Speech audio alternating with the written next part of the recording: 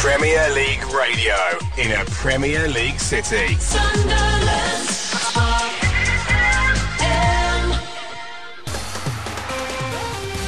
Well, good evening and welcome to the Codcast. My name's Andrew Smith. I'm pleased to say that the Whitby Town manager, Harry Dunn, joins me. Good evening, Harry.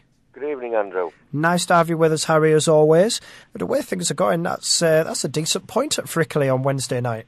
Well, it was hard work. I think they put an awful lot of pressure on the last 5 minutes, but we defended really, really well. And we're very pleased just to stop the run of defeats and get a point out of the game.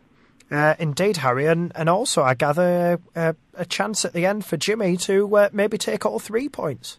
I think it was probably the best chance of the game, to be fair. But I think he saw it late, and it was just one of those things. He couldn't manage to get his foot round the ball and put it into the net. But I think that would have been a little bit harsh on Frickley, to be fair, because they put us under a fair amount of pressure. And I think a draw was probably the right result. Okay, Harry, and are you looking forward to a chance of revenge on Saturday against Durham City? If we can field 11 players, Andrew, yes. We're struggling very badly at the moment. We managed to call a couple of players in last night, i.e. Graham Robinson, to help us out, and Michael Robson, who's been at Dunstan, he came and helped us out a little bit. But again, we're down to the bare bones, and every game's going to be a struggle at the moment, Andrew. All right, I see, Harry. So who's missing and who's available on Saturday? Well, Tony Ackworth and Jed both came off injured last night and certainly won't be fit for Saturday and might not play again this season. We've got Alex Gildea suspended. Andy Campbell still not 100% fit. Ash Lyle still struggling. Carl Charlton still struggling. So we are again down to the bare bones. So again, it'll be a case of looking on probably tomorrow night and find out who haven't got games at the weekend and see if we can beg, steal and borrow a couple of players for Saturday just to make the numbers up. Okay, Harry. The way things are going, obviously we're hopefully not going to be drawn into the relegation battle in any way, shape or form. But I guess it did help to certainly get that point yesterday, maybe just to ease nerves just a little bit. Well, it did. I mean, it's particularly disappointing because, like I said to you, I think it was last week or the week before, back when we played Buxton and what have you, we thought we might have had half a chance of pushing on and making a really good end to the season for it. But unfortunately for us, the weather, the floodlight failures and the horrific injury problem we've got at the minute has virtually killed us off. And for once in my life, I'm not looking forward to Saturday's game. I'm looking forward to Tuesday to make sure we've got enough players for the game. That's to come next week, because that's going to be a real big problem with the suspensions that we're due. Oh, I see, Harry. Just try and refresh our memories if you can. Who are we going to be missing next week? Well, Alec Gildea will probably serve the last of his suspension, I think, and Jimmy, Ibby, and Andy McWilliams will all be missing as well, just due to the fact that they were all sent off on Friday against Nantwich. So, on top of the injury situation, we've now got 4 players missing for next Saturday's game. So it's going to be a really difficult time for us next week. And for once in my life, I'm looking towards next week as opposed to this week, which is something I never ever do. I always take one game at a time, but we've got we're sweating every game now to make sure we get enough players through that one, and we don't pick up any more injuries. Okay, Harry, and talking of looking forward, are you also looking forward to next season in some ways, looking ahead to the squad you'll be putting together for next season's campaign? Probably again, for once, we've got to look towards next season now. Nobody's that daft to think that we're going to make the playoffs now. It's A, we've got too many games to play, B, we've got too many players missing. And there's a few people on the forum, Harry, who are still clinging on to it. Well, I think you've got to be realistic, Andrew. It's you can, like you say, you can fool some of the people some of the time, but you can't fool them all the time. And the way things are going at the minute, I'm just pleased that we're managing to turn 11, 12, 13 players out per game. And as I say, I think it's totally being really, really optimistic to say we could get in the playoffs, but it's going to be really hard. We've got last week of the season, we're away on the Monday, away on the Wednesday, and away on the Saturday. So the fixture list certainly doesn't help the cause any. But as I say, just the suspensions and the injuries are really kicking in extremely hard at the moment. And I think the teams that have got the points on the board are going to be the ones that probably go on and push for a playoff spot. And unfortunately, I don't think we've got enough points on the board.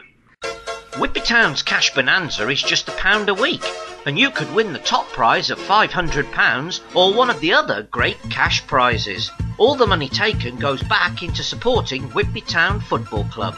So please contact George or Maureen in the club shop for more details. Money, money, money. Must be funny in the rich man's world. Just sort of moving away from Whitby Town for a minute. It's been a big week in the title hunt for the Unibond Premier. Of course, Guiseley did a sort of 3-day double over Bradford Park Avenue to take over at the top of the league. Do you think that they might have what it takes to win the championship?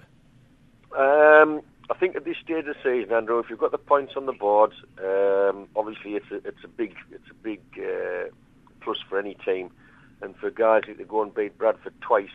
And there again, I think you're looking at Bradford missing a few players as well. I know Hume was injured.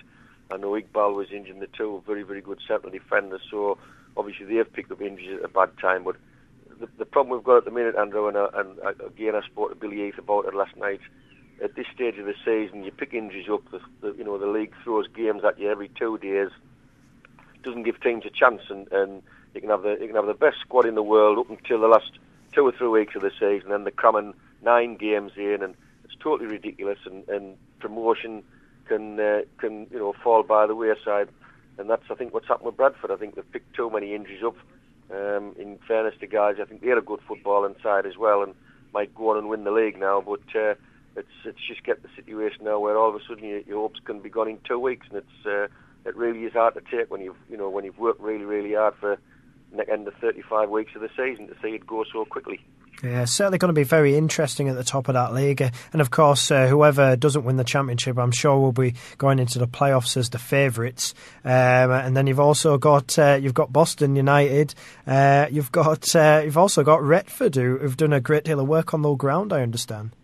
Well, I'll be very surprised if they have, Andrew. They must have gotten the loads of people out to help in, because again, when I spoke to Billy, he said there hadn't been an awful lot done to the ground, and they were only there fortnights in. So, whether they've done the minimum amount to get there, it's hopefully they have, because Peter Duffield, the manager, is like the rest of us, works very, very hard, smashing lad, got a good side together, and if they're up in the top 4 or 5 of the league, they deserve a chance of getting in the playoffs. It's from Peter's point of view, what's the point of a manager putting a lot of hard work in getting players and getting results if your ground isn't up to standard? So, hopefully it will have come to fruition. But again, like we were talking about last night, it's at this stage of the season, you pick an injury up, and a lad might be out for a week. You've lost 3 games, so I think it's something that the league's got to look at in the future, just to give people half a chance at the end of the season of finishing the season off with a proper squad of players. Yeah, and I think the Blues are going to have quite a big say on who goes up this season. Because of course we've got Buxton coming up next weekend. We're at Retford on Tuesday. We've also got to go to Bradford and Kendal, of course, in that last week of the season. Harry, it's going to be a tough one for Kendal, especially because I think they've even got one more game to fit in than we have. Well, I think they've also got a Cumberland semi-final game to put in as well, if I'm not wrong. Yeah, I think they're still in that competition. So it could be, they've got a couple of games extra to us to put in. But again, it's down to the fact that the league starts too late, it finishes too early.